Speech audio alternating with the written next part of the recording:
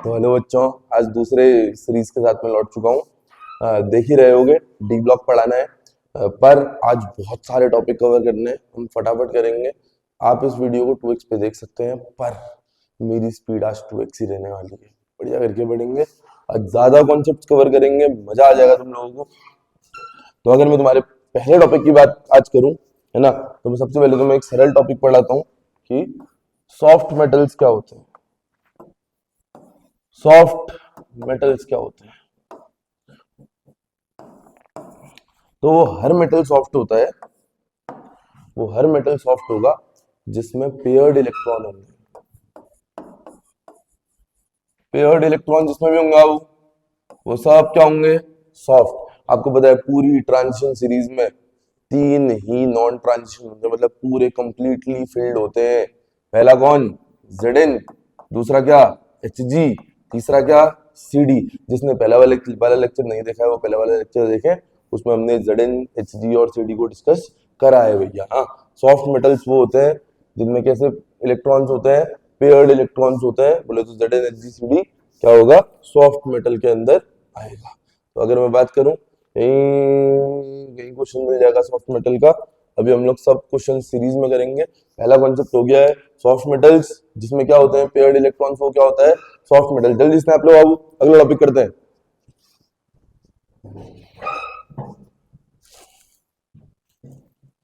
अगर मैं बात करूं तुम्हारे सामने मैग्नेटिक बिहेवियर की, और ये नोट्स बहुत एफिशिएंट है, 5 दिन में डी ब्लॉक पूरे क्वेश्चन के साथ करेंगे मैग्नेटिक बिहेवियर की। तो कोई भी सब्सटेंस 2 ही मैग्नेटिक बिहेवियर दिखाता है, एक होता है डायमैग्नेटिक। अरे तुमको सब आता है भैया, बस हम एक जगह पे कंसाइज कर रहे हैं उसको। डायमैग्नेटिक। दूसरा होता है क्या? पैरामैग्नेटिक। अगर मैं डायमैग्नेटिक बोलूं तो जिसमें भी पेयर्ड इलेक्ट्रॉन्स होंगे उसको हम क्या कह देंगे? डायमैग्नेटिक। जिसमें भी अनपेयर्ड इलेक्ट्रॉन्स होंगे उसको हम क्या देंगे? क्या? पैरामैग्नेटिक। जैसे मैं बना के दिखाता हूं, मैंने बोला कोबाल्ट में डी का कॉन्फ़िगरेशन 7 है, तो मैंने डी में 5 डब्बे बनाए। आप भी ऐसा ही करेंगे। आप 7 इलेक्ट्रॉन भरने हैं, पहले सिंगल सिंगल भरते हैं। 1 2 3 4 5 6 7। तो तुम देख पा रहे हो कि पहले के ये वाले तो पेयर में है, एक ये और एक ये क्या है? अनपेयर्ड। तो इसका कितने अनपेयर्ड इलेक्ट्रॉन है? 3 अनपेयर्ड इलेक्ट्रॉन है। मेरे ख्याल से तुम समझ चुके होंगे। मैग्नेटिक बिहेवियर बोले तो डायमैग्नेटिक, बोले तो पेयर्ड इलेक्ट्रॉन्स की वजह से जो आता है, जिसमें सारे पेयर्ड इलेक्ट्रॉन्स होंगे वो डायमैग्नेटिक इन नेचर होगा, जिसमें अनपेयर्ड इलेक्ट्रॉन्स होंगे वो पैरामैग्नेटिक इन नेचर होगा।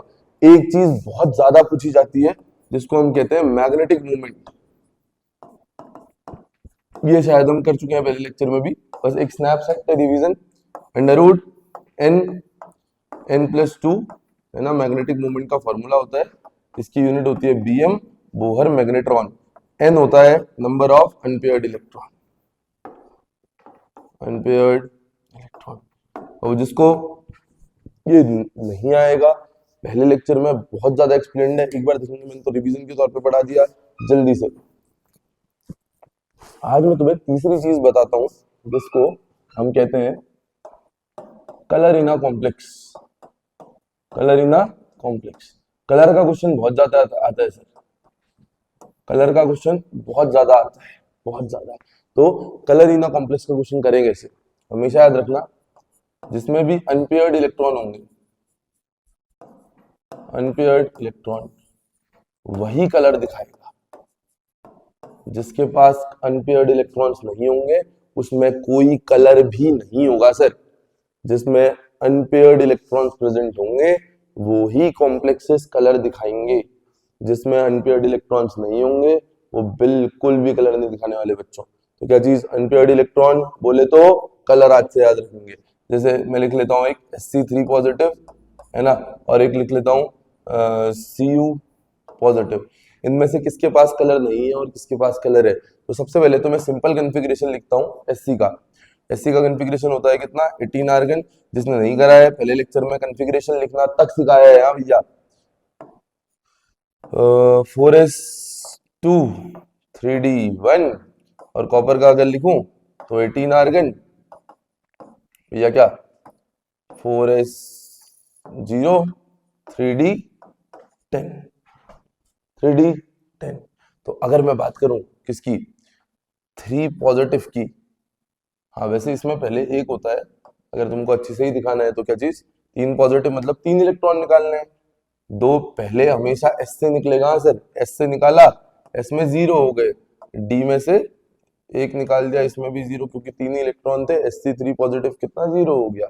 अगर Cu पॉजिटिव की बात करें तो एक निकालना है भैया, पहले किससे निकालू, 4s से या 3d से, 4s से पहले निकलता है इलेक्ट्रॉन हमेशा, यहाँ से निकल जाएगा, कितना बचेगा भैया 0। अब मुझे बताओ किसके पास अनपेयर्ड इलेक्ट्रॉन है, सर इसके पास तो कोई इलेक्ट्रॉन ही नहीं है, तो अनपेयर्ड इलेक्ट्रॉन होने का तो सवाल ही पैदा नहीं होता। नो अनपेयर्ड इलेक्ट्रॉन मतलब पेयर्ड इलेक्ट्रॉन्स होंगे। कॉपर पॉजिटिव में भी अगर मैं देखूं डी में 10 है, और अगर तुम D10 भरना चाह रहे हो तो D10 भर के भी देख लो, 1 2 3 4 5 6 7 8 9 10, सारे के सारे पेयर्ड है, एक भी अनपेयर्ड नहीं है, मतलब Sc3 पॉजिटिव में भी कलर नहीं होगा, Cu पॉजिटिव में भी कलर नहीं होगा। पर अगर मैं ऐसा करूं कि मैं कॉपर 2 पॉजिटिव का लिखूं, कॉपर 2 पॉजिटिव का, तो भैया कॉपर 2 पॉजिटिव में 3d9 हो जाएगा ना।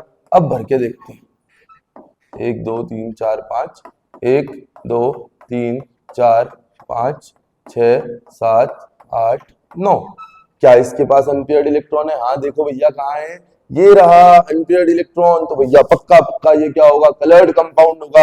क्वेश्चन ऐसा आएगा, which one of the following is coloured या फिर नॉन कलर्ड, तो भैया सिंपल, जिसके पास अनपेयर्ड इलेक्ट्रॉन होंगे वो कलर्ड, जिसके पास अनपेयर्ड इलेक्ट्रॉन नहीं होंगे वो नॉन कलर्ड या अनकलर्ड माना जाएगा। कहानी समझ गए हैं पक्का, ठीक है भैया, ये कॉन्सेप्ट भी आ गया, क्वेश्चन साथ में लगाएंगे, मजा आ जाएगा सर। अगर मैं बात करूं किसकी, जिसने पहली वीडियो देखी है वो पक्का पक्का, जिसने नहीं देखी है बच्चों प्लीज पहली वीडियो देखिए, 2 वीक्स में देखिए, 40 मिनट की 20 मिनट में कवर हो जाएगी, दूसरे लेक्चर में तुमको मजा आ जाएगा।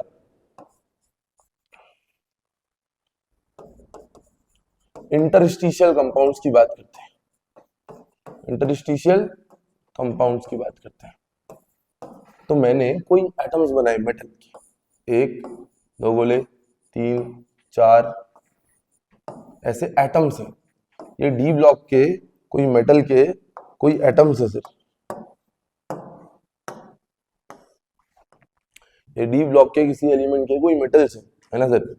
अब मेरे को बताओ क्या इसके बीच में तुम्हें खाली जगह दिख रही है, इन्हीं को कहते हैं वॉइड स्पेसेस, वैकेंट स्पेसेस, या इन्हीं को कहा जाता है इंटरस्टिशियल साइट्स, इन्हीं का नाम होता है क्या, इंटरस्टिशियल साइट्स, वैकेंट साइट्स।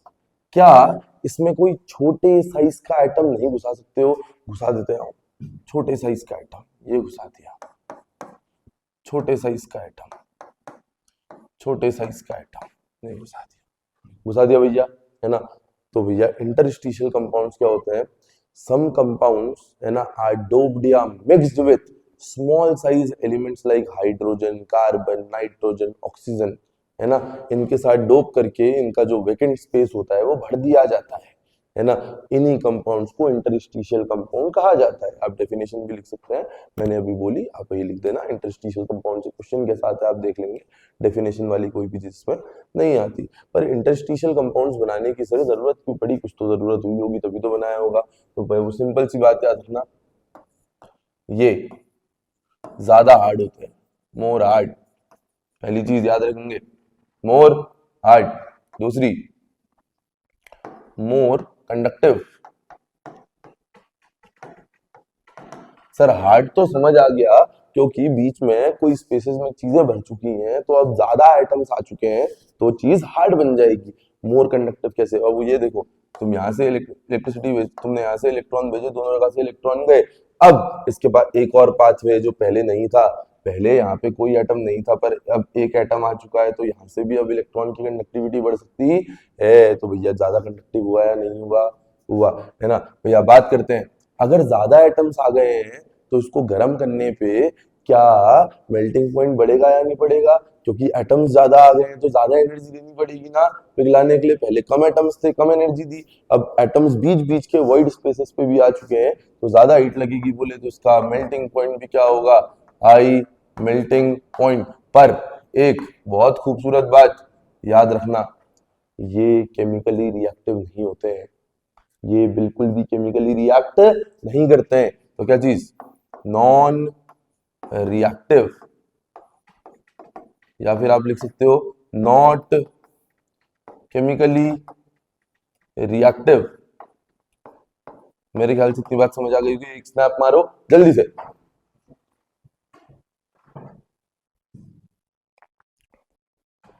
पक्का पक्का आ चुका है वो, आओ बात करते हैं।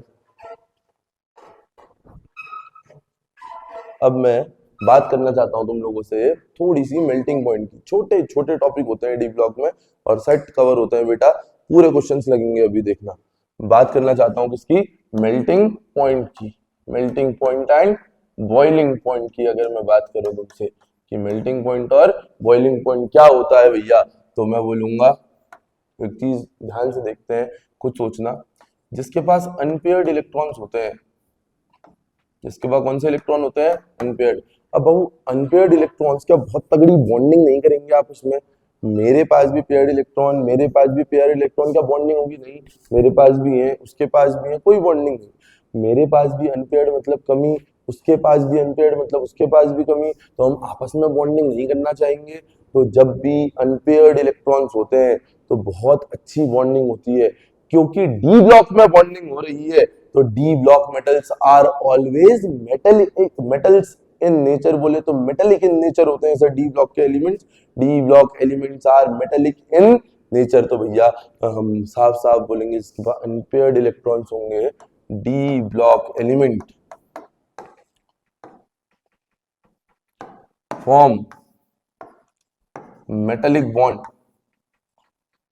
Metallic bonds. पर स्ट्रॉन्ग मेटेलिक बॉन्ड किसमें होगा, स्ट्रॉन्ग मेटेलिक बॉन्ड ज्यादा अच्छी बॉन्डिंग कौन करेगा, जिसके पास ज्यादा अनपेयर्ड इलेक्ट्रॉन होंगे। आप हमेशा ये बात याद रखना, आप कभी किसी लॉजिक में, एक लॉजिक नहीं, ये तीन लॉजिक एक साथ चल गए हैं भैया, अभी देखना क्वेश्चन में सब में यही काम आएगा। जिसमें स्ट्रॉन्ग मेटेलिक बॉन्ड होंगे। अब स्ट्रॉन्ग मेटेलिक बॉन्ड कब होंगे सर, जब ज्यादा अनपेयर्ड इलेक्ट्रॉन होंगे। Strong metallic bond means more unpaired electron. साफ साफ कह रहा हूं सर, जिसके पास ज्यादा अनपेयर्ड इलेक्ट्रॉन होंगे उसकी बॉन्डिंग भी क्या होगी, उतनी अच्छी होगी। कहानी समझ गए? मतलब अगर आपके पास दो एलिमेंट आए और बोला गया इसका मेल्टिंग पॉइंट ज्यादा है, इसका मेल्टिंग पॉइंट ज्यादा, तो तुम कुछ मत करना, तुम बस इलेक्ट्रॉन देख लेना कि इसमें अनपेयर्ड इलेक्ट्रॉन ज्यादा है, इसमें। जिसमें ज्यादा अनपेयर्ड इलेक्ट्रॉन होंगे उसकी बॉन्डिंग क्या होगी, अच्छी। मुझे बताओ, अच्छे बॉन्ड्स को तोड़ने के लिए एनर्जी ज्यादा देनी पड़ेगी ना भैया, टूटेंगे ही नहीं बॉन्ड, तो और एनर्जी दी, टूटे ही नहीं बॉन्ड और एनर्जी दी, तो भैया ज्यादा एनर्जी देने की वजह से होगा क्या, ज्यादा मेल्टिंग पॉइंट आएगा। तो सिंपल सी बात, जिसका मेल्टिंग पॉइंट ज्यादा उसमें बॉन्डिंग स्ट्रॉन्ग, और बॉन्डिंग स्ट्रॉन्ग का एक ही रीजन होता है, ज्यादा अनपेयर्ड इलेक्ट्रॉन्स। तो भैया हमेशा याद रखेंगे, जिसके बाद ज्यादा अनपेयर्ड, बोलो सब मेरे साथ, सब बोलोगे मेरे साथ, जिसमें ज्यादा अनपेयर्ड इलेक्ट्रॉन उसकी बॉन्डिंग अच्छी, बॉन्डिंग अच्छी तो ज्यादा एनर्जी देनी पड़ेगी, मेल्टिंग पॉइंट भी ज्यादा। जल्दी से इसका स्नैप लो, फिर बात करते हैं। एक और छोटी सी चीज यहीं पर बता दे रहा हूं, आप लोग इसको ऊपर पे नोट कर लेना। एक चीज होती है कैटलिस्ट, और यहां सवाल आता है हु आर गुड कैटलिस्ट, अच्छे कैटलिस्ट कौन, तो जिनका भी वेरिएबल ऑक्सीडेशन स्टेट होगा, वेरिएबल ऑक्सीडेशन स्टेट। क्योंकि डी ब्लॉक एलिमेंट्स बहुत ज्यादा वेरिएबल ऑक्सीडेशन स्टेट दिखाते हैं, और सबसे ज्यादा किसका होता है बताओ, Mn का +2 से +7। भैया स्कैंडियम सबसे स्टेबल ऑक्सीडेशन स्टेट दिखाते हैं कितना, +3। पिछले लेक्चर की बात कर रहा हूं भैया। कॉपर ही एक इकलौता एलिमेंट होता है जिसका +1 ऑक्सीडेशन होता है, और किसी का भी नहीं होता। स्कैंडियम का सबसे स्टेबल +3 याद रखेंगे भैया। किसका किसका किसका किसका, जल्दी बोलो, जल्दी जल्दी जल्दी। मैग्नीज का प्लस कितना होता है, 7 होता है भैया। कैटलिस्ट वो अच्छा होगा जो वेरिएबल ऑक्सीडेशन स्टेट दिखाएगा। क्या कहानी समझ आ चुकी है? पक्का पक्का पक्का आ गई। हमने मेल्टिंग पॉइंट कवर कर दिया भैया, हमने सॉफ्ट मेटल कवर कर दिए, हमने मैग्नेटिक बिहेवियर कवर कर दिया है, हमने कलर कवर कर दिया है, हमने इंटरस्टिशियल कंपाउंड्स कवर कर दिए हैं, हमने कैटलिस्ट कवर कर दिया है। और अब एक लास्ट चीज और जो मैं बताने जा रहा हूं आज की, जिसको हम कहते हैं acidic and basic oxides. Acidic and basic oxides, ये जब क्वेश्चन आता है ये दो तरीके से आ सकता है। या तो आपसे बोल देंगे डी ब्लॉक में कौन सी ऑक्साइड्स एसिडिक होती हैं और कौन सी क्या होती हैं, बेसिक होती हैं। पहला सवाल, या तो आपको 4-5 कंपाउंड दे देंगे ऑक्साइड्स के और बोलेंगे इनमें कौन एसिडिक और कौन बेसिक, हम दोनों चीजों के लिए तैयार है भैया। मेरा लॉजिक सुन लोगे, कभी गलत नहीं होगे, ध्यान से देखना भैया। जिसका ऑक्सीडेशन ज्यादा, जिसका ऑक्सीडेशन स्टेट ज्यादा, वो एसिडिक ऑक्साइड बनाता है, एसिडिक ऑक्साइड बनाता है। जिसका ऑक्सीडेशन स्टेट कम, वो बेसिक ऑक्साइड बनाता है। कैसी oxide, basic oxide. Oxidation state तक निकालना सिखाऊंगा बाबू, अभी अभी क्वेश्चन आने दो, सब चीज सीखोगे। तो सिंपल सी बात, जिसका ऑक्सीडेशन स्टेट ज्यादा वो हमेशा एसिडिक ऑक्साइड बनाएगा, जिसका ऑक्सीडेशन स्टेट कम वो हमेशा कौन सी ऑक्साइड बनाएगा, बेसिक ऑक्साइड बनाएगा भैया। हाँ, अगर किसी का ऑक्सीडेशन 3 कंपाउंड दिए हैं और किसी का आया +2 है ना, एक कंपाउंड ए है, एक कंपाउंड बी है और एक कंपाउंड सी है। इसका ऑक्सीडेशन +2 आया, इसका +7 आया, इसका +1 आया बाबू। अब मेरे को बताओ है ना, कौन एसिडिक और कौन बेसिक। तो सबसे सिंपल बात है ना, सबसे ज्यादा जिसका ऑक्सीडेशन स्टेट होगा वही क्या बन जाएगी, एसिडिक इन नेचर बन जाएगी। बाकी को आप बेसिक भी लिख सकते हो, वरना एक और टर्मिनोलॉजी आती है एम्फोटेरिक की। कौन सी, एम्फोटेरिक। एम्फोटेरिक ऑक्साइड्स वो होती है जो एसिडिक और बेसिक के बीच में आती है। अभी आपको 3 ही कंपाउंड्स दिए हैं, तो आप क्या बोलो, सबसे ज्यादा वाले जिसका ऑक्सीडेशन स्टेट आया उसको क्या बोल दो भैया, एसिडिक। जिसका सबसे कम आया वो क्या होगी, बेसिक। और जिसका बीच में आया वो क्या हो जाएगी, एम्फोटेरिक। AMPHOTERIC भैया। तो क्या चीज हमने सीखा, किसका कॉन्सेप्ट, एसिडिक और बेसिक ऑक्साइड का। तो जिसका ऑक्सीडेशन स्टेट ज्यादा एसिडिक, वरना क्या बेसिक। एक बार जल्दी से स्नैप लो, वो फिर क्वेश्चन करते हैं जल्दी।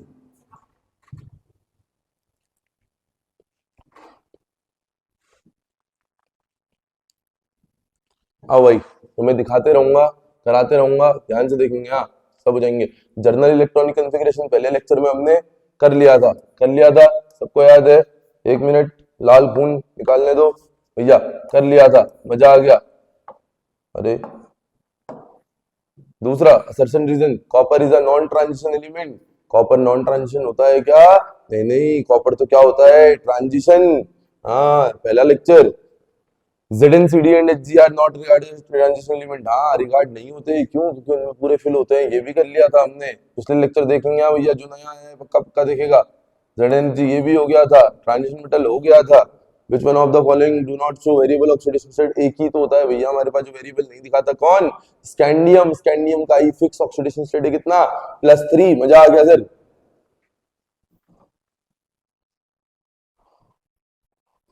Out of Fe3 positive, Sc3 positive, Cr3 positive and CO3 positive ion, which one is colorless in aqueous solution। अरे आज तो हमने कलर का फंडा पढ़ा है भैया।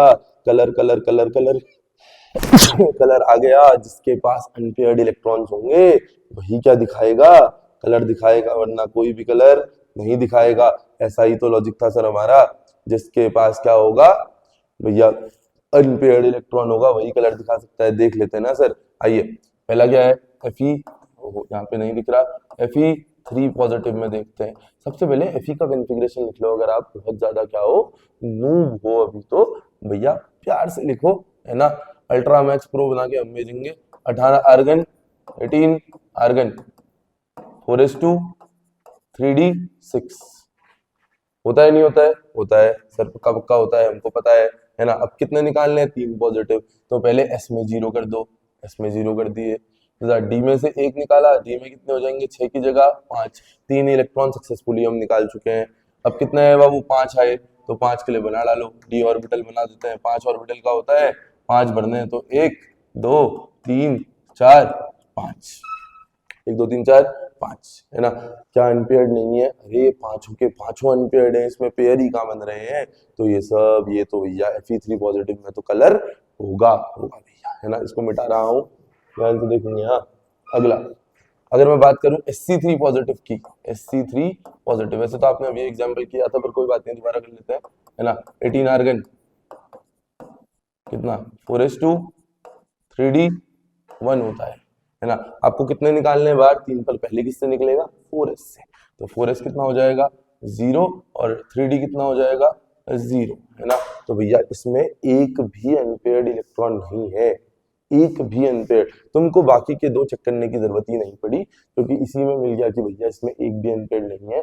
जिसके पास अनपेयर्ड होता है वही कलर दिखाता है, जिसके पास अनपेयर्ड इलेक्ट्रॉन्स नहीं होते वो कलर नहीं दिखाता। क्वेश्चन पढ़ो, आउट ऑफ इतना इतना इतना ions the one which is colourless बोला है, जिसके पास कलर नहीं है। कलर किसके पास नहीं होगा, जिसके पास इलेक्ट्रॉन्स नहीं होंगे। कौन से अनपेयर्ड इलेक्ट्रॉन्स, स्कैंडियम के पास कोई अनपेयर्ड इलेक्ट्रॉन नहीं है, तो इसका आंसर क्या हो जाएगा बच्चों, स्कैंडियम हो जाएगा। कहानी समझ आई पक्का। और भैया अगला देखते हैं, क्यूपरस सॉल्ट्स आर डायामैग्नेटिक। यार दादा क्यूपरस क्या होता होगा, क्यूपरस क्या होता होगा, क्यूपरस क्या होता होगा, तो हमने पहले लेक्चर में डिस्कस किया है, मैं दोबारा भी बता रहा हूँ, ध्यान से सुनना। सर क्यूपरस का मतलब होता है Cu पॉजिटिव, इसको हम बोलते हैं क्यूपरस। हाँ कुछ और भी आ सकता है, क्यूप्रिक, तो क्यूप्रिक होता है Cu2 पॉजिटिव, इसको हम बोल देते हैं क्या, क्यूप्रिक। इसको हम बोल देते हैं सर क्या, क्यूप्रिक। अगर मैं क्यूपरस बोले तो Cu पॉजिटिव को क्यूपरस बोलते हैं, तो Cu पॉजिटिव ही हमसे पूछा था अभी, तो भैया बढ़िया करके देखते हैं क्या बोला है। Cuprous salts are diamagnetic, diamagnetic पता है ना, अभी हमने पढ़ा है पक्का पक्का। ये देखो छोटे छोटे नोट्स हैं, दो दो लाइन में सब सीख जा रहे हैं हम लोग, तो इतना तो लिख सकते हैं यहाँ से, बढ़िया करके लिखेंगे, मजा आ जाएगा। वो ध्यान से देखते हैं। आओ क्यूपरस सॉल्ट बोला था तो क्यूपरस Cu पॉजिटिव बना दिया भैया, बढ़िया करके इसका कॉन्फ़िगरेशन लिखो। हर चीज का जवाब कॉन्फ़िगरेशन से ले, लेक्चर के पहले में ही मैंने कॉन्फ़िगरेशन सिखाया था। 18 आर्गन, 4s1 और सर 3d10 होता है, पर मेरे से पॉजिटिव कहा है तो पहले किससे निकालूं, s से, तो कितना हो जाएगा 4s0 3d10। क्या सारे के सारे तुम्हें d10 नहीं दिख रहा है, d10 मतलब सारे क्या है, पेयर्ड हैं, और अगर पेयर्ड होते हैं तो कौन सा नेचर आता है, डायामैग्नेटिक। अनपेयर्ड होते थे तो कौन सा आता था, पैरामैग्नेटिक। तो अगर मैं बात करूं असर्शन की, क्यूपरस सॉल्ट्स आर डायामैग्नेटिक, हाँ सर बिल्कुल डायामैग्नेटिक आ रहे थे, तो सारे के सारे पेयर्ड है, तो असर्शन तो बिल्कुल सही है। रीजन पढ़ते हैं, cuprous ion has completely filled 3d orbital. अरे हाँ बिल्कुल पूरा कंप्लीटली फिल्ड है, देखो है या नहीं है ना। तो अगर आपको कॉन्सेप्ट आता है, आपका असर्शन रीजन तक गलत नहीं होगा सर कभी। तो बात करते हैं क्या चीज, असर्शन भी सही है, रीजन भी सही है, ऑप्शन नंबर ए सही हो जाएगा। आगे बढ़ेंगे, किसी के भरोसे रहेंगे ही नहीं, क्योंकि हमको सब चीज आता होगा। बात करते हैं किसकी, मैग्नेटिक मूवमेंट की। हमने परसों वाले लेक्चर में वो क्वेश्चन किया है ना, आप उसको देखेंगे तो आराम से आपको आ जाएगा। अरे वाह, अगला ही क्वेश्चन मिल गया, which one of the following is softest metal. Softest metal, आप सबको पता है ये किसी बच्चे की किताब है, तो इसमें थोड़े आंसर्स मेरे ख्याल से पहले से टिक लगे हैं, वेरी सॉरी, पर हमने कॉन्सेप्ट डिस्कस कर लिया है तो हमारे टफ नहीं है। आपको पता है सॉफ्ट मेटल कौन होते हैं, जो पूरे पेयर्ड इलेक्ट्रॉन से भरे होते हैं। तो तब भी दिखा देता हूँ, जो भूल गया है उसके लिए, सॉफ्ट मेटल क्या होते हैं, जिनमें भी पेयर्ड इलेक्ट्रॉन्स होंगे वो क्या होंगे, सॉफ्ट मेटल। ZnHgCd को हम क्या कहते हैं, सॉफ्ट मेटल कहते हैं। तो अगर मैं बात करूं, हाँ कहाँ लिखा है, कहाँ लिखा है, कहाँ, which one of the following is softest metal, तो तुमको साफ साफ दिख रहा है कौन होगा सॉफ्ट, Zn होगा, क्योंकि Zn Hg और Cd के अलावा कोई भी सॉफ्ट मेटल नहीं होते, इनमें बॉन्डिंग ही बहुत कम होती है, क्योंकि पूरे के पूरे भरे हुए होते हैं भैया। हाँ अगला, out of Fe2 positive, CO2 positive, Cr3 positive, Na2 positive, which one of the following has lowest magnetic moment. भैया ये क्वेश्चन परसों के लेक्चर में देखना है, बहुत अच्छी से एक्सप्लेन करा है हमने, पक्का पक्का ये भी हो चुका था सर, है ना। बात करते हैं किसकी, अगले की, from the elements 3D series given below which elements होता है मैक्सिमम नंबर है, यार इसका मैग्नीज है, क्योंकि हमने अभी डिस्कस किया है, manganese has variable oxidation state कितना बोलो, +7। मजा आ गया। अगला, transition metal are known to make interstitial compounds. अरे इंटरस्टिशियल कंपाउंड का क्वेश्चन, आओ फटाफट रिवीजन करते हैं, जल्दी जल्दी जल्दी जल्दी जल्दी। कहां है भैया, इंटरस्टिशियल कंपाउंड क्या होते हैं, डी ब्लॉक के एलिमेंट्स के बीच में जो गैप्स है उनमें हाइड्रोजन, नाइट्रोजन, कार्बन, ऑक्सीजन ऐसी चीजों का फिट हो जाना क्या कहलाता है, इंटरस्टिशियल कंपाउंड्स बनाता है। इंटरस्टिशियल कंपाउंड ज्यादा हार्ड होते हैं, ज्यादा कंडक्टिव होते हैं, हाई मेल्टिंग पॉइंट होता है इनका। हाँ बस एक इंपॉर्टेंट बात भी याद रखनी है कि ये केमिकली रिएक्ट नहीं करते थे यार, केमिकली नॉन रिएक्टिव। आओ भैया क्वेश्चन को फोड़ देते हैं जल्दी। Transition metal are known to make interstitial compound. Formation of interstitial compound make the transition metal, बताओ, more hard, more soft, more ductile, more metallic। Sir हमने पढ़ा है क्या, interstitial compounds क्या बना देते हैं, चीज को ज्यादा हार्ड बना देते हैं। असर्शन एंड रीजन, हाँ ये लेंथेनॉइड कॉन्ट्रैक्शन का सवाल है बाबू, अभी नहीं पढ़ा, अगले लेक्चर में आपको एटॉमिक रेडियाइज है ना, मेटेलिक रेडियाइज, लेंथेनाइट कॉन्ट्रैक्शन, इनके बारे में ही जानना है। तो अभी हम इसको स्किप कर रहे हैं, मतलब हम सीरीज वाइज पैटर्न में क्वेश्चन कर रहे हैं, मजा आ जाएगा। अगले क्वेश्चन में आते हैं भैया, है ना, ठीक है। क्या लिखा है, which property of transition metals enable them to behave as catalyst. अरे यार, कैटलिस्ट का क्वेश्चन अभी करा था, क्या करा था, कैटलिस्ट वो होगा जिसका क्या होगा, वेरिएबल ऑक्सीडेशन स्टेट होगा, वही क्या होगा, कैटलिस्ट की तरह बिहेव करेगा। जल्दी बताओ यार, आंख भी नहीं देखूंगा। Which property of transition metals enables them to behave as catalyst, क्या होगा आंसर, वेरिएबल ऑक्सीडेशन स्टेट, ये आंसर दिख रहा है। हाँ, ऑक्सीडाइजिंग एजेंट नहीं पढ़ा है अभी। Incorrect statement about interstitial compound, ये तो खुद बताओ कमेंट में जल्दी, इसका आंसर भी लिखेंगे, सब लोग लिखेंगे। जब इस क्वेश्चन में पहुंचेंगे कमेंट में मेरे को आंसर दिखने चाहिए भैया, तभी लगेगा कि हाँ मेरे बच्चे पढ़ रहे हैं। जल्दी से बात करते हैं, जल्दी। The incorrect statement about interstitial compound is, पहला, they are chemically reactive, they are very hard, they retain metallic conductivity, they have high melting point. ये बात तो सही है, मेल्टिंग पॉइंट ज्यादा होता है, मेटेलिक कंडक्टिविटी भी अच्छी थी, ज्यादा थी। दे आर वेरी हार्ड, अरे हाँ हार्ड भी होते थे भैया, तो गलत क्या है, they are chemically reactive, they are chemically non reactive, reactive नहीं होते थे। क्या लिखा है, इनकरेक्ट स्टेटमेंट, तो आंसर नंबर क्या हो जाएगा, ए ऑप्शन सही हो जाएगा कि वो केमिकली रिएक्टिव होते हैं। लिखा है इसने, क्या होते हैं, नहीं होते भैया। अगला देखते हैं, out of the following transition element the maximum number of oxidation states are shown by, maximum कौन दिखाता है यार, Mn दिखाता है, मैंगनीज हो जाएगा आंसर। ठीक है भैया, 19वां पढ़ते हैं, ध्यान से देखना। Transition metals have high melting point, assertion reason दुनिया की सबसे आसान चीज है, अगर आपने डाटा पढ़ा है तो। और भैया हम पढ़ा रहे हैं पूरा पूरा डाटा, फिर तुमको असर्शन रीजन भी बिल्कुल रद्दी लगेंगे, रद्दी। ध्यान से देखना, transition metal have high melting point. अरे एक बार मेल्टिंग पॉइंट रिवाइज कर ही लेते हैं दादा, जल्दी से। कहाँ गया, कहाँ गया, कहाँ गया मेल्टिंग पॉइंट, अनपेयर्ड इलेक्ट्रॉन जिसमें भी होते हैं तो उसके मेटेलिक बॉन्ड्स क्या होते थे, अच्छे होते थे। डी ब्लॉक के मेटेलिक बॉन्ड्स अच्छे होते हैं, मतलब ज्यादा अनपेयर्ड इलेक्ट्रॉन होंगे तो क्या चीज, मेटेलिक बॉन्ड्स भी क्या होंगे, अच्छे होंगे। D block variable oxidation state दिखाते हैं, मतलब इसका बहुत सारे अनपेयर्ड इलेक्ट्रॉन्स होते हैं, तो भैया डी ब्लॉक का मेल्टिंग पॉइंट क्या होता है, बहुत अच्छा होता है। D block have high melting point भैया, है ना। तो transition metal have high melting point, बिल्कुल सही बात है, ट्रांजिशन मेटल का मेल्टिंग पॉइंट हाई होता है। रीजन पढ़ते हैं, transition metal have completely filled D orbital, अरे नहीं, अगर कंप्लीटली फिल्ड होगा तो पेयर्ड इलेक्ट्रॉन्स नहीं होंगे। मेल्टिंग पॉइंट हाई होने के लिए कैसे इलेक्ट्रॉन चाहिए, अनपेयर्ड इलेक्ट्रॉन लिखा है ना भैया अभी थ्योरी में। तो भैया क्या चीज, transition metal have completely filled D orbital, नहीं, इनकम्प्लीटली होना चाहिए था, तो रीजन गलत हो गया। ऑप्शन नंबर कौन सा सही भैया, सी सही कर दोगे। Assertion is correct but reason is incorrect. पढ़ते हैं, transition metal have low melting point, ओहो ये तो वैसे ही गलत हो गया, क्यों, ट्रांजिशन मेटल्स का अभी तो पढ़ा भैया, मेल्टिंग पॉइंट क्या होता है, हाई होता है। हाँ, सीरीज में अगर आपको जज करने के लिए कोई बोल देगा कि इन दोनों में से बताओ किसका ज्यादा किसका कम, तो जिसके पास ज्यादा अनपेयर्ड इलेक्ट्रॉन्स उसका मेल्टिंग पॉइंट क्या होगा, ज्यादा होगा। बात करते हैं, the involvement of greater number of n-1d and ns electron in the inter atomic metallic bonding. ले देखे, अगर आप कभी भी कॉन्फ़िगरेशन लिखते हो, क्योंकि आपको जर्नल इलेक्ट्रॉनिक कॉन्फ़िगरेशन इसका पता है, मैं आपको वैसे ही दिखा देता हूँ भैया। कल हमने क्वेश्चन किया था, याद करो, इसका ऑप्शन नंबर ए पढ़ो, डी में n-1 इलेक्ट्रॉन है ना, और s में कितना इलेक्ट्रॉन है, n इलेक्ट्रॉन है, तो वो इनकी ही बात करना चाह रहा है, और लैंग्वेज बस उसने थोड़ी सी टिपिकल बना दी है कि आप लोग थोड़ा सा तो कंफ्यूज होंगे, है ना।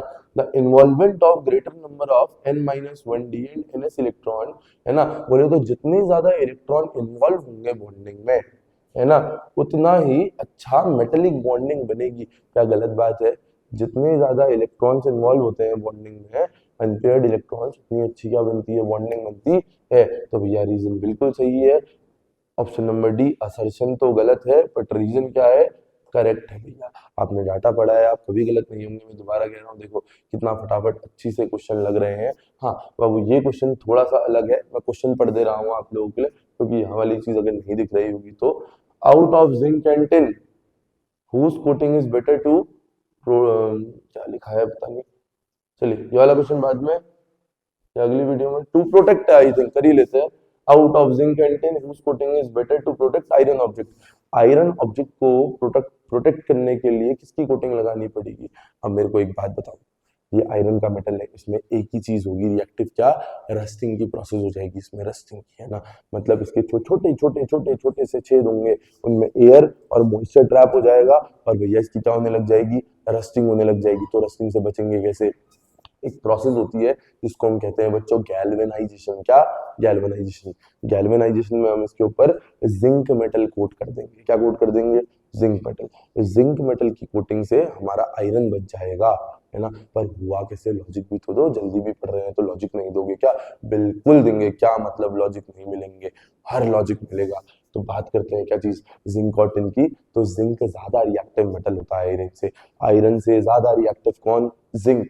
तो होगा क्या, अंदर आयरन है, बाहर जिंक लगा हुआ है, तो जैसे ही एयर या मॉइस्चर आएगा पहले किससे रिएक्ट करेगा, जिंक से।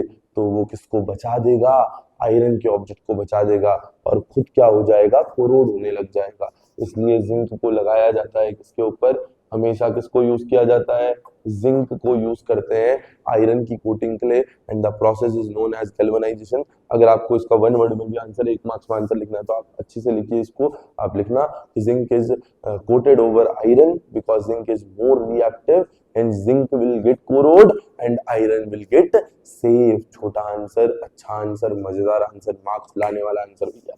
बात करते हैं अगला। Copper first compound are white whereas copper second compound are coloured. मैं क्वेश्चन दोबारा बोल दे रहा हूं, copper first compound are white, है ना, while copper second compound are coloured. और थोड़ी सी जगह मांगूंगा मैं तुमसे और पूरा आंसर तुम्हें आ जाएगा। कॉपर फर्स्ट का मतलब है कॉपर प्लस 1 कॉपर सेकंड का मतलब है कॉपर 2+, है ना। ये बोल रहा है कि ये व्हाइट होता है और ये कलर्ड होता है। अब अभी हमने कलर का लॉजिक पढ़ा था, जिसके पास अनपेयर्ड इलेक्ट्रॉन्स होंगे, जिसके पास अनपेयर्ड इलेक्ट्रॉन्स होंगे उसमें कलर आएगा, जिसमें अनपेयर्ड इलेक्ट्रॉन नहीं होंगे उसमें कलर नहीं आएगा। कलर ना आने का मतलब क्या होता है सर, कि पूरा पानी जैसा दिखेगा, नहीं नहीं नहीं। या तो मेटल में जो कलर नहीं होता है जिनमें, उनमें व्हाइट कलर आता है या फिर उनमें ग्रे कलर आता है, तो उनको नॉट कलर्ड कह देते हैं। बात अगर मैं करूं कॉपर पॉजिटिव की, क्योंकि अब आप कॉन्फ़िगरेशन, क्योंकि आपने पिछली वीडियो देख ली होगी तो आपने कॉन्फ़िगरेशन लिखना सीखा होगा ही होगा, है ना। तो मैं लिख दे रहा हूं 18 आर्गन 4s0 3d 10। और यहाँ पे क्योंकि 2 इलेक्ट्रॉन निकालने हैं तो 18 आर्गन 4s0 और ये 3d9 हो जाएगा। अगर बच्चों में देखूं तो यहाँ देखो डी पूरा भरा है, और डी पूरा भरा है मतलब एक भी अनपेयर्ड इलेक्ट्रॉन नहीं होगा। पर अगर मैं यहाँ 3d9 में देखूं तो 1 2 3 4 5 यहाँ बना देते हैं, भरते हैं 1 2 3 4 5 6 7 8 9। हाँ, एक अनपेयर्ड इलेक्ट्रॉन दिख गया मुझे, कितना अनपेयर्ड, एक अनपेयर्ड, और एक भी अनपेयर्ड होगा तो भैया कलर आएगा। कलर इज ड्यू टू कौन सा इलेक्ट्रॉन्स, अनपेयर्ड इलेक्ट्रॉन। आप क्या बोलोगे आंसर में, आप बोलोगे कॉपर पॉजिटिव का कॉन्फ़िगरेशन कितना होता है और उस पे एक भी अनपेयर्ड इलेक्ट्रॉन नहीं होता। Whereas copper 2 has configuration of this this this and it have, ये दिखा भी देना कोई दिक्कत नहीं है, इसके नीचे लिख देना, है ना, it has 1 unpaired electron, 1 unpaired electron, और हेंस अनपेयर्ड इलेक्ट्रॉन होने की वजह से इसमें क्या होता है, कलर होता है। साफ साफ लिख देना तो या पूरे पूरे नंबर मिल जाएंगे। अगला क्वेश्चन देखते हैं सर, है ना, ठीक है। ये मेरा हमको कल पढ़ाना है लेंथेनॉइड कॉन्ट्रैक्शन एक्टिनॉइड KMnO4 और K2Cr2O7 कैसे कैसे करते हैं। अगर हम बात करें calculate the spin only magnetic movement of, मेरे को सॉरी नंबर नहीं दिख रहा है, नीचे पे लिखा है वैसे तो, copper 2 positive ion, sorry cobalt 2 positive का स्पिन ओनली मैग्नेटिक मूवमेंट निकालना है। तो अगर मैं बात करूं, ये वैसे आप लोग कर चुके हो, है ना, तब भी हम कर दे रहे हैं। कॉपर 2 कोबाल्ट 2 पॉजिटिव, सबसे पहले नंबर गिनो, scandium titanium iridium chromium manganese iron cobalt 27 में आता है सर, है ना। 27 का कॉन्फ़िगरेशन लिख लो पहले, हर चीज में कॉन्फ़िगरेशन लिखेंगे ही लिखेंगे और आपका काम बन जाएगा। तभी सबसे पहले लेक्चर में मैंने कॉन्फ़िगरेशन ही पढ़ाया था भैया। 18 आर्गन 4s2 3d7, है ना। अब कितने निकालने हैं, 2 निकालने हैं, पहले किससे निकलेंगे, इससे। तो 4s में कितने हो गए 0, d में कितने बचे 7, तो 7 बना देता हूं, कोई दिक्कत ही नहीं है। 1 2 3 4 5, 1 2 3 4 5 6 7 हो गए भैया। कितने अनपेयर्ड बच गए, 3 इलेक्ट्रॉन्स अनपेयर्ड बच गए हैं, बचे हैं या नहीं बचे हैं, 3 इलेक्ट्रॉन अनपेयर्ड बच गए हैं। कहाँ गया कहाँ गया कहाँ गया कहाँ गया, क्वेश्चन ही हो गया भैया, question question question question question question मिल गया है ना। हमको स्पिन ओनली मैग्नेटिक मूवमेंट निकालना है, मूवमेंट निकालना है। और आपको पता है हमने पहले लेक्चर में बात करी है, कुछ भी आए मैग्नेटिक मूवमेंट ही निकलता है। तो भैया क्या चीज, फॉर्मूला क्या होता है, under root N, N plus 2, N क्या होते हैं, नंबर ऑफ अनपेयर्ड इलेक्ट्रॉन्स। कितने अनपेयर्ड इलेक्ट्रॉन है, 3 भैया, 3, 3 प्लस 2 5, कितना आ गया, अंडर रूट 15। और तुमने अभी अभी इसका सॉल्व किया था पिछले वाले लेक्चर में, इसका आंसर आएगा 3.87। जिसको इसकी भी ट्रिक दोबारा सीखनी है वो पहला लेक्चर भी देख सकता है। अगर नहीं देखना चाह रहे हैं तो कमेंट कर देना, अगले लेक्चर में मैं फिर रिपीट कर दूंगा इस चीज को। भैया बात करते हैं भैया, calculate the unpaired electrons in following gases. छी यार, छी मतलब इतना सरल क्वेश्चन, Ti3 पॉजिटिव और Cr3 पॉजिटिव में बस क्या बताना है कि अनपेयर्ड इलेक्ट्रॉन कौन से। आओ पहले अनपेयर्ड इलेक्ट्रॉन ही निकाल लेते हैं, इसी को खत्म करें भैया, इसका भी बहुत हो गया। तो आओ भैया अनपेयर्ड इलेक्ट्रॉन निकालते किसमें, एक Ti3 पॉजिटिव है और दूसरा क्या है, Cr3 पॉजिटिव। तो अगर मैं देखूं Ti का नंबर इसमें खुद से दिया है, देखो 22 और 24, तो इसका 22, इसका भैया 24। कॉन्फ़िगरेशन लिखने में हम माहिर हैं। 18 आर्गन भाड़ में जाए, सीधे लिखता हूँ 4s2 और 3d2, है ना। 3 निकालने हैं, 3 किससे निकालूंगा, पहले एस से, तो इसमें हो गए 0, डी से 1 निकलेगा क्योंकि 2 इससे निकल चुके हैं, टोटल 3 निकालने हैं। तो भैया कितना हो जाएगा, 1। अगर मैं क्रोमियम का देखूं तो क्या होता है, 4s1 3d5, इससे कितने निकालने हैं, 3 निकालने हैं, तो 4s में 0, 1 निकाल दिया भैया। कितने और निकालने हैं, 2, तो इससे 5 में से 2 निकलेंगे तो कितने बचेंगे, 3 बचेंगे। कहानी समझ गए पक्का। पर एक चीज पूछी है, which one of them is most stable in aqueous solution in wine. तो अगर मैं तुम्हें स्टेबिलिटी का लॉजिक दूं, कौन स्टेबल होगा, कौन स्टेबल होगा, है ना। अब मैं तुम्हें एक बहुत बढ़िया कहानी सुनाता हूँ, है ना। दो प्रेमियों की, 2 लोग थे, वो बहुत प्यार करते थे, है ना भैया। उनके बीच में एक लड़का आया, उसने फूट डालने की कोशिश करी, है ना। अलग ही नहीं हुए, है ना। अलग नहीं हुए मतलब कि भैया उनके बीच में बहुत अच्छी स्टेबिलिटी है। यहाँ अच्छी बॉन्डिंग कब होती है सर, अच्छी बॉन्डिंग तब होगी जब मेटल्स के पास कैसे इलेक्ट्रॉन होंगे, अनपेयर्ड इलेक्ट्रॉन होंगे। अनपेयर्ड इलेक्ट्रॉन होंगे तो बॉन्डिंग क्या होगी, अच्छी। और अगर बॉन्डिंग अच्छी होगी तो कोई भी तुम में से इलेक्ट्रॉन निकाल नहीं पाएगा, है ना। तो अब अगर मेरे को लॉजिक देना है स्टेबिलिटी का, तो मैं लूंगा मोर स्टेबल वो होगा जिसके बॉन्ड्स अच्छे होंगे, बॉन्डिंग अच्छी होगी भैया। और बॉन्डिंग अच्छी किसकी होगी, जल्दी बताओ ना सर, जिसके अनपेयर्ड इलेक्ट्रॉन्स अच्छे होंगे। बोले तो ज्यादा क्या होंगे, अनपेयर्ड इलेक्ट्रॉन्स ज्यादा होंगे। तो सिंपल सी बात, अगर मैं तुम्हें स्टेबिलिटी का लॉजिक दूं, कौन ज्यादा स्टेबल होगा, जिनकी बॉन्डिंग क्या होगी, ज्यादा अच्छी, क्योंकि उनके बीच में कोई भी फूंक मार के उनके बॉन्ड्स को तोड़ नहीं पाएगा। तो भैया बहुत सिंपल सी बात, हमेशा याद रख बेटा, हमेशा हमेशा याद रखना, स्टेबल वही ज्यादा होगा जिसकी बॉन्डिंग अच्छी होगी। और बॉन्डिंग किसकी अच्छी होती है डी ब्लॉक में, जिसके पास कौन से इलेक्ट्रॉन होते हैं, अनपेयर्ड इलेक्ट्रॉन्स होते हैं। तो हमसे पूछा था Ti3 पॉजिटिव का कॉन्फ़िगरेशन लिखो, Cr3 पॉजिटिव के अनपेयर्ड इलेक्ट्रॉन बताओ। तो इसमें एक अनपेयर्ड है, इसमें कितने, 3 अनपेयर्ड है। अब इनमें से ज्यादा स्टेबल कौन है, मुझे बताओ, कितने, किसके पास ज्यादा अनपेयर्ड इलेक्ट्रॉन है। Cr3 पॉजिटिव के पास 3 अनपेयर्ड इलेक्ट्रॉन्स है। 3 अनपेयर्ड इलेक्ट्रॉन से तो मतलब क्या निकला, 3 अनपेयर्ड इलेक्ट्रॉन्स मतलब ज्यादा अच्छी बॉन्डिंग। एक अनपेयर्ड अच्छी बॉन्डिंग करेगा या 3 अनपेयर्ड, 3 अनपेयर्ड वाला अच्छी बॉन्डिंग करेगा। और अगर अच्छी बॉन्डिंग होगी तो भैया मेटल बॉन्ड अच्छा बनेगा, इसको तोड़ना बहुत मुश्किल होगा, तो इसकी स्टेबिलिटी लाना भी उतना ही मुश्किल होगा। कौन ज्यादा स्टेबल, Cr3 पॉजिटिव ज्यादा स्टेबल है। छिच्छी यार, प्रीवियस ईयर है, 2 मिनट में आंसर दे दिया है भैया। क्या चीज, कौन ज्यादा स्टेबल होगा, Cr3 पॉजिटिव ज्यादा स्टेबल होगा। क्यों ज्यादा स्टेबल होगा, क्योंकि इसके पास ज्यादा अनपेयर्ड इलेक्ट्रॉन्स है। मजा आ गया सर। हाँ देखो, एक ऑक्साइड का क्वेश्चन दिखाता हूँ तुम्हें। Mn2O3 is basic, whereas Mn2O7 is acidic. इसके लिए तो नया पन्ना खोलना ही पड़ेगा, पर मैं पहले तुम्हें ऑक्साइड्स रिवाइज भी करा देता हूँ। भैया बात करते हैं, जिसका ऑक्सीडेशन स्टेट ज्यादा आता है वो एसिडिक, जिसका ऑक्सीडेशन स्टेट कम आता है वो बेसिक होती है। सर सबको याद है लॉजिक पक्का? जिसका ऑक्सीडेशन स्टेट ज्यादा वो एसिडिक, जिसका ऑक्सीडेशन स्टेट कम वो बेसिक। Mn2O3 और Mn2O7 कंपाउंड है। Mn2O3 और Mn2O7 भैया कंपाउंड है। जल्दी देखेंगे यहाँ से, बात करते हैं। Mn2O3 दूसरा क्या था? जल्दी बच्चों जल्दी बताओ तो। Mn2O7 बात करते हैं। जिसका भी आपको ऑक्सीडेशन निकालना होता है उसको हमेशा x मानते हैं। हमेशा क्या मान लो? x। Mn का निकालना है, Mn को x, क्योंकि डी ब्लॉक एलिमेंट का ही निकाला जाता है, तो Mn को x मान लिया। अब ये Mn कितने हैं? 2, तो 2x हो गया। प्लस ऑक्सीजन का ऑक्सीडेशन स्टेट -2 होता है। सर कितना होता है? -2। तो -2 इंटू कितने हैं? 3 है, तो भैया इंटू 3 इक्वल्स टू, आप 0 लगाना। वैसे अगर इसके ऊपर पे कोई चार्ज होता, जैसे -1 होता, तो इक्वल्स टू में -1 आता।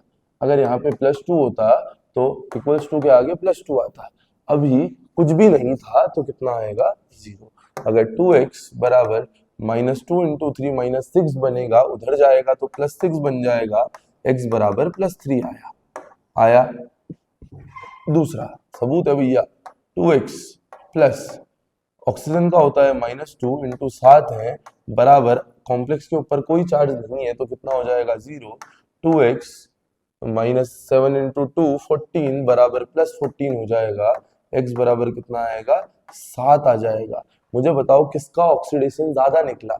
इसका ऑक्सीडेशन +7 आ रहा है, इसका ऑक्सीडेशन +3 आ रहा है। मतलब ये बेसिक होनी चाहिए और ये हमारे हिसाब से क्या होनी चाहिए? एसिडिक होनी चाहिए। और मेरे ख्याल से ऐसा ही हो भी रहा था। ध्यान से देखते हैं, बोला भी था देखो, Mn2O7 is acidic, Mn2O3 is basic. तो आप अगर इसका आंसर लिखना चाहो तो आप क्या करना, सबसे पहले तो अगर तुमको कम लिखने की आदत है और तुम्हारी राइटिंग गंदी है